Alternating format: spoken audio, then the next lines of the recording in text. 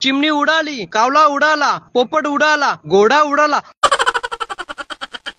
गावानी आजे त्याचे वटीवर बसून यांचा टाइमपास चाललेला. टावऱ्यान मी पोचलो. बरं के करता रे? तर बोलतं कावलं बरोबर होता. त्यानं बोललो दिवाळी आले ना, काय कावलं बरोबर होता, कपडे विपरे घ्यायचे आहेत का ना? तर बोलतं शेठने दिवाळीचा बोनस ना दिला, कपडे घ्यायचं तरी कसं? योग्य भाई बोलतं कपडे घ्यावाला उसनं पैसे दे ना भाई. त्याला बोललो घरी जावालाय कोंबडा कापताव, पण उसनं पैसे मागू नको. तसं त्यांनी पाय धरलं न लय गयावाया करायला लागला. बोलतं बोनस झाला का लगे तुझं पैसे परत करताव. बरं अरे अडचणीला दोस्तच कामा येते की ना. आता आवर काकलुतीला आल्या तर बरं चला मग तुम्हाला कपडे जाताव. बोलतो कुठे जायचं? बरं आपले पनवेली नाही ना माझे दोस्ताचं दुकान युनिक कलेक्शन, तिथं जाऊ. तसंच आम्ही पनवेलला महाराजांच्या चौकांशी मिडल क्लास सोसायटी युनिक कलेक्शनला आलो. दुकानात शिरलो तर कपड्यांच्या लेटेस्ट डिझाईन बघून आम्ही पार येरच झालो. योग्य बाई बोलतं मी शर्ट जाताव, मला चांगलं शर्ट दाखव. तसा त्याने शर्टांचा ढिगारा मांडला. माली बोलतं मला जीनची पॅन्ट पाहिजे. मी बोललो तुम्हाला पाहिजे त्या झ्या, पण माझं पैसे परत करा म्हणजे झाला. सूरजला विचारला तुला काय पाहिजे र? तर बोलतं मी जॅकेट जाताव. बरं यार पडेस के र?